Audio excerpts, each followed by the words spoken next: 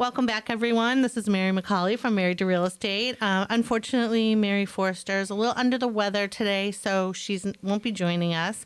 So I'm just going to jump right into welcoming our guest, Gina Mustoe. Hi, Gina. Hi. Hi, Mary. Thanks for having me. Yeah, thanks for coming. So just a little backstory about Gina and I. Obviously, I keep a close eye on things in Westford, very plugged in, and followed your journey. The 2021 Top Chef Amateur Chef winner. So very, very exciting. Thank you. And I just have to say that, that was just amazing. And like I said, followed your whole journey. And then I was thinking about, in my real estate world, doing micro events, just smaller things. I had done some big things, and it's a lot of work, and I'm just, it's a lot. It is. So I was like, I want to do something smaller, more intimate. And I thought, charcuterie class, like very popular charcuterie. And it was awesome because I reached out to you on Facebook and you responded immediately, and we just like put it together. Yeah. And we had such a great response. We had, 45 people, and we had a waiting list. I know. Yeah. It was so funny. As you were getting in touch with me that week, I was buying cheese and getting prepared, and you're like, we're up to 30, we're up to 40. I'm like, that's a lot of people. It was so much fun. We were a little crammed in there. We did it at my office at Keller Williams, but yes, and you were phenomenal. Thank you. Gave away a book that you love, that you got some inspiration from charcuterie, and just you're such a great teacher, great personality, and it was just so much fun. Everybody loved it, and they're like, "What are we doing next?" Yes. So you and I have been talking about what we're going to do next, right? And I love this so much. I mean, there were so many good ideas, Sure. But we had been talking about limoncello, making our own limoncello. So yes, that's going to be it's fun. a 30-day process, but we could figure it out and get it started and bring some that's done and show them and then process. maybe we have a little party after to, see how it all came out. Absolutely. That's a great plan. We will definitely make it work. I'm in. I think we're kindred spirits in the whole, let's get together, let's do this, Absolutely. Vein. But let's go back a little bit. So, Sure. So tell everyone a little bit about you. I mean, you're very well known in the town because of your day job, if you want to call it that, right? Right. I often say the day job gets in the way of my cooking, but just as a joke. Yes. But I'm a teacher at Westford Academy. I started in 2000. 24 years have gone just like that. It's just so crazy how quickly the time flies by. I teach a lot of different classes in the business department, primarily right now marketing, personal finance, and entrepreneurship. I absolutely love it. The kids are super dialed in and active with DECA, which is our extracurricular preparation for business majors. I don't want to call it a club because it's a little bit more than that. It's definitely co-curricular. And we have the largest chapter in the state of Massachusetts right now. Oh, wow. I didn't know that all three of my kids did DECA. Did they have a good experience? Yeah, they did. My son Tommy especially, and he went on to the business college at UNH. Oh, awesome. So he's graduated since then. Good. Yeah. So I'm very involved with that at the state level, too. I work with Donna McFadden behind the scenes. Actually, we have some leadership things we're doing in July and August this summer, so I'm excited about that. But I love teaching high school students. I think they're just almost adults, right? You can have a very different conversation with them. Wow. And it's really fun to connect with them with entrepreneurial type stuff. I had students this semester who developed a product that they were selling. They sold it at the Holiday Bazaar. They pitched it at UMass Lowell's Difference Maker and won the top prize of $500 to go ahead and reinvest that into the business. And it's just so funny. So in entrepreneurship, the main thing we do is watch and figure out what's needed, try to solve problems. That's pretty much the whole premise of being entrepreneurial, right? So the kids noticed and acknowledged, myself included, we don't eat enough vegetables. So they came up with a supplement that combined a bunch of different dried vegetables to mix with hot water to activate and kind of drink almost like a broth. So instead of a protein based like bone broth, it's a vegetable broth. Oh. And they really did well with it. They packaged it. They came up with logos. I had my food saver and they were like sealing it to, it was just awesome. I love that it's kind of food related because that is your Absolutely. other passion. Absolutely. So that was really fun. And going through the process of like taste testing it and trying different recipes was really cool for the kids. Wow. So is Shark Tank next for them or? I don't know. I mean, I think they're definitely they're going to college and they're going their separate ways, but I think they're definitely going to continue to try to bring it to the next level when they have the time. So Yeah. yeah, it's pretty exciting stuff. That was wonderful. Yeah. And to have that kind of passion, what you said, 24 years. I mean, year after year after year. And, I love that you love high school students. They're challenging, but in a good way. In a good way. Exactly. Yeah. Exactly. Yeah. So, And you definitely, I'm sure, have left an imprint. thank you. all of those. I like to think that I have. I mean, I did have a kind of a different path to teaching than most. I worked for 9 years in industry as a salesperson and a customer service person. I also was a software trainer. I worked in retail for 9 years of my life. I'm never getting back. Like, I bring a very different perspective to the classroom because of my work experience. And I think I call them the Gina stories when we're going through different lessons. It's fun for the kids to hear a real life story instead of just kind of like a random case study out of a textbook, Right. So it's and fun. it makes you more relatable, I'm sure, I like to think it does. Yeah, Yeah. absolutely. And Yeah. sometimes to make sure they pay attention, I'll do like extra credit points for, to make sure if they were listening to the Gina stories. That's good. That's It's really fun. smart. It is fun. That's so funny. So tell us about Top Chef. Take us on that journey. So we were in the height of COVID and, a lot of the shows were playing reruns over and over again. And Top Chef notoriously doesn't bring amateur or home chefs to the show. It's very much someone who really works in the industry, went to culinary school most of the time, and that's kind of their target or their main clientele that will try out for the show. And there was an opportunity that they came up with to do an amateur version of the show, which a lot of shows have done on Food Network and other networks. And a bunch of friends sent me the, advertisement on Instagram. And I was like, what do I have to lose? I filled out the application. I got a phone call. I had like a phone interview. The person I spoke to coincidentally grew up in Massachusetts in Lexington. Oh. And as I was speaking to him, he was like, keep talking. I love the accent. I haven't heard it because he's had moved to LA for his job and whatever. Then it went on to like a Zoom call. They wanted me to cook certain things for my interview video. I did all of that. And, the rest is history. The rest is history.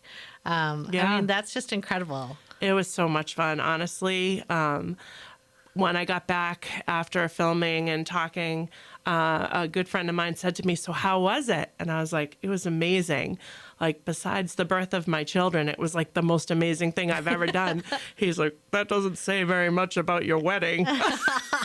Oopsie. Sorry, honey. Sorry, honey. Yeah, Just kidding. that's all right. Yeah. That's so funny. Yeah, so it was pretty incredible. Yeah. So what do you think it was that like tipped you, over the edge of the other contestants? I think when I was on the Zoom call, I connected with the producer and she was super nice. She had some kind of construction going on at her house and she was super apologetic that it was like loud in the background. I was just like, it's fine. Let's just keep talking. It didn't even faze me. And I think she remembered that I was just kind of chill. And, Yep. and honestly, like my sisters will tell you this, I'm just me. And even through high school, when it wasn't always cool to just be me, I was just always comfortable in my own skin. And honestly, I think that's a good thing for high school students, especially in this day and age with social media and all the challenges of growing up in our now, is like just be yourself. Right. Be okay with that. Like, love yourself, be yourself, and be okay with that. So I've kind of always kind of been that way. So I don't know. You'd have to ask them specifically, but I think that's probably one of the things that helped me to get to the next level for sure. Yeah. So you were unafraid to just be you and put it all out there. Absolutely. Like, I had nothing to lose. I'm like 50 something in the middle of COVID, remote teaching. Like, life is changing around us by the second. Right. You Why know, not add that I love to the circus? cook and I love Top Chef, and let's make this work kind of attitude. I think that helped for sure. Yeah. And then you also do, I mean, obviously you did this class for me, and, you'll do that for anyone that wants to put something together, and you have great ideas. I saw on Facebook, I think it was Facebook, you were making that bacon jam that you had given us for the charcuterie, and I was like, ooh, bacon jam. Yeah. So, good. we might have to circle back on that one. But I love limoncello too. So, there's a lot. I mean, obviously I love food, and it's all about balance. Yes, exactly. So I feel that. So that's really good. But you go to people's homes and you'll cook dinners for dinner parties and stuff. I know you're having one with Mary in August. So that's exciting. And I know you've done for other friends like Gina Morrissey. Yes, And absolutely. she raves about it. And you catered our 100 Women event, so that was no easy feat. Oh my goodness, that was a lot of fun. I'm glad you guys enjoyed everything. Yeah, everything was incredibly delicious. So I can say firsthand that super yummy. Never a bad bite of anything. Thank you. That you've put your hands on.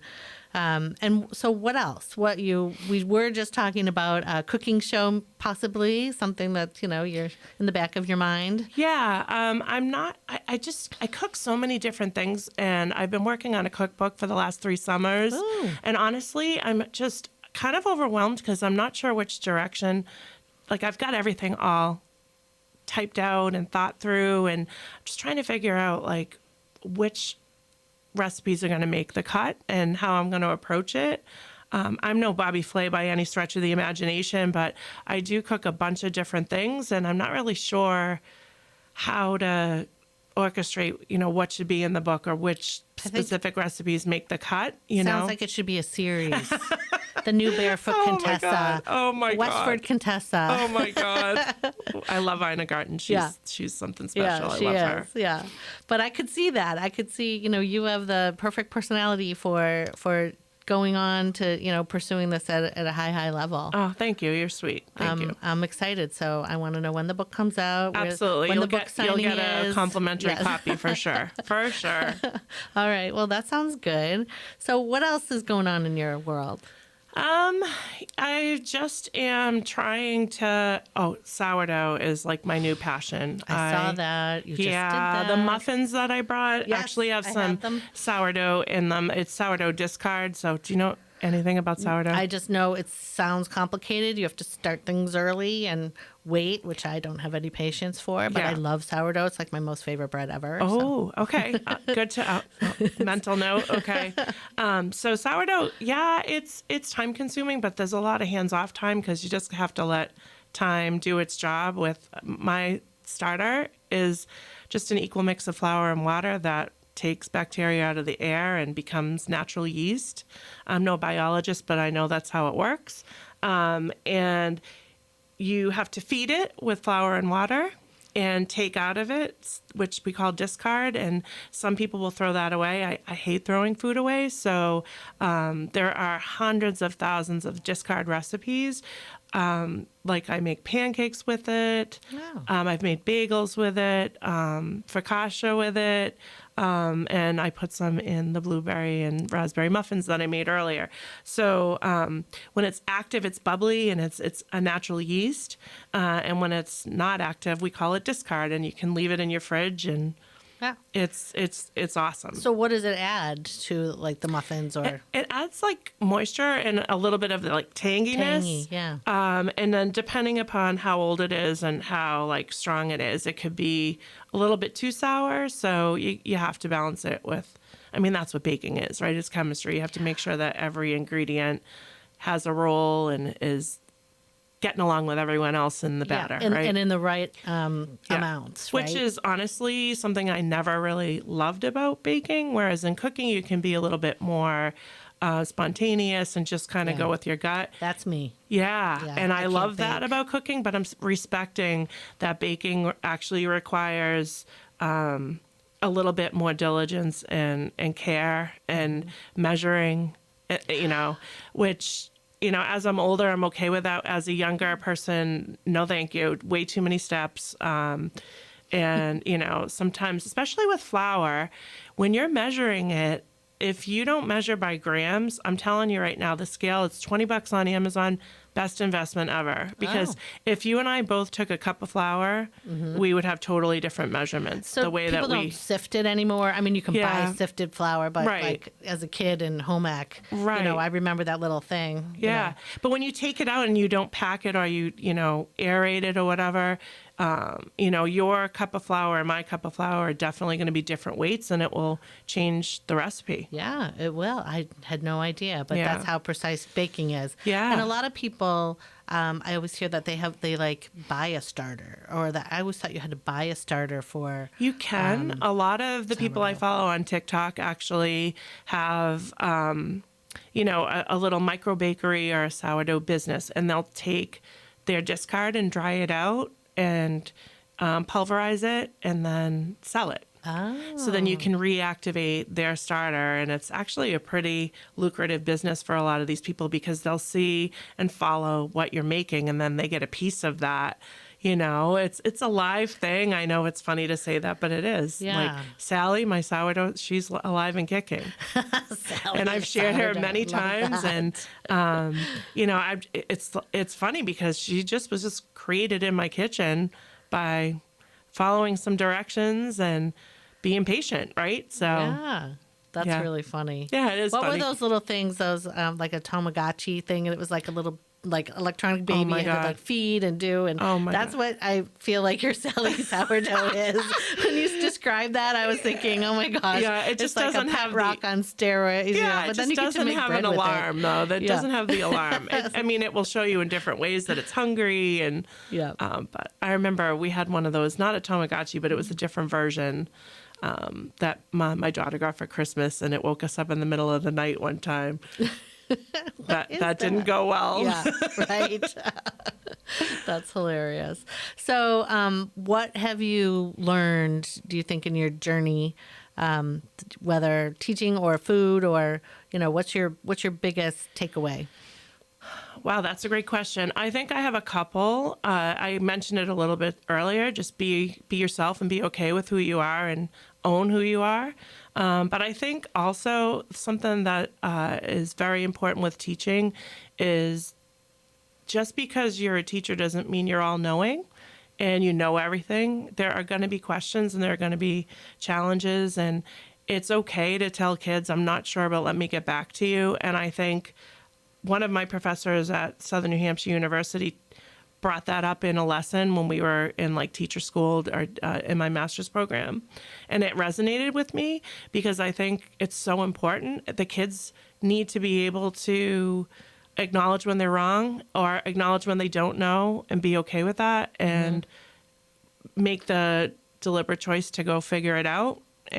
And I think so many times it's easy to make something up or brush it off or whatever. And I'm a lifelong learner. I know I sound like a textbook right now, I love but that's important to me, and it's okay to not be all knowing, right? Right. Yeah, we have that in real estate. So I've been involved in coaching new agents. Yeah.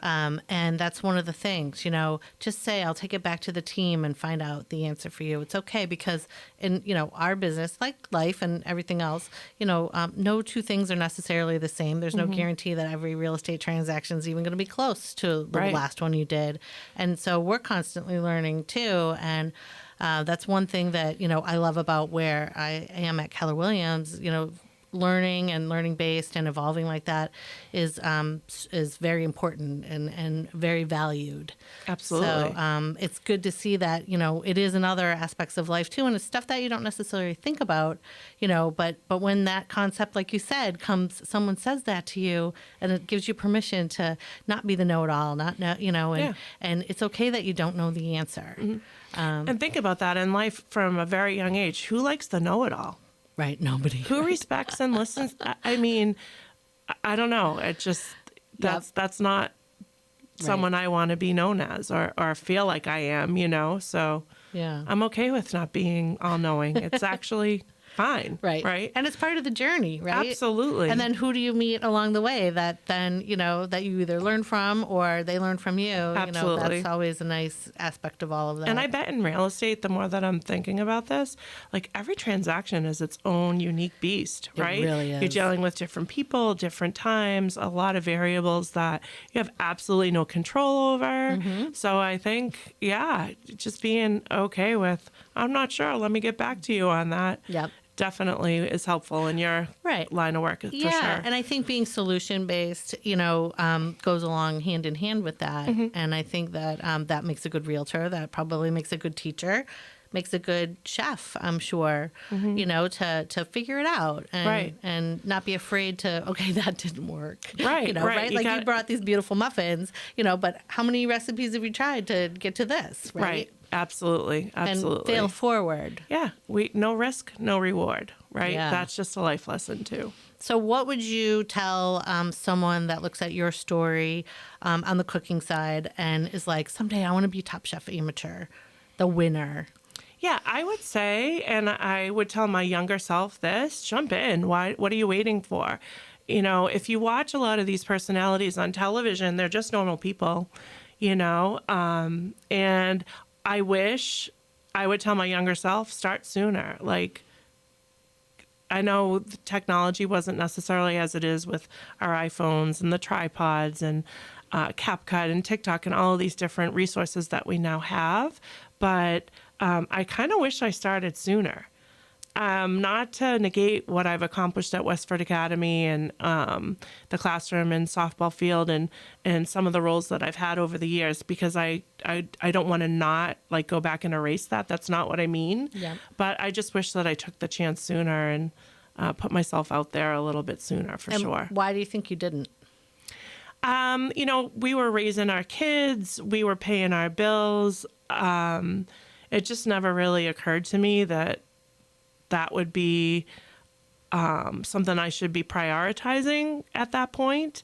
But honestly, once my kids got older and I started to, COVID too definitely weighed into it because we had so much downtime and so much thinking time, right? Right. So, I also believe everything happens for a reason. Yep. But my kids are more independent. They're in college now, so everyone would laugh that knows me. I have extra time. Which your schedule probably sounds like nobody would, right? But you do somehow. Right. So, and I like to stay busy. Yeah. So.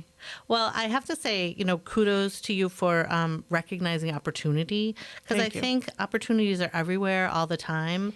And, I think we do think about like the planets align or it's meant to be. But is that or is it just in that moment, in that perfect moment, you've recognized an opportunity in front of you? Yeah, I mean, totally true. And I think as I'm getting older, and I don't know if you can attest to this, like, I'm more apt to give things a try because I am acknowledging and realizing that time is a gift and tomorrow's not a promise.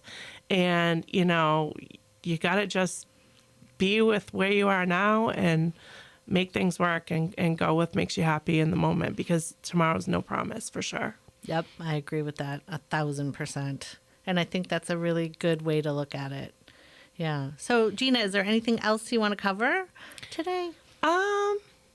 No, just for people that are out there, give a follow, check out some of the recipes I'm making. Yeah. What are your socials? Where can they find you? So everything's at Gina Mustoe Cooks. So it's GinaMustoeCooks. So that's Facebook, TikTok, and Instagram. A lot of people are funny. They're like, "What's the recipe?" It's like easy. Yeah, right. Slow your roll. It's gonna go in my cookbook. Yeah.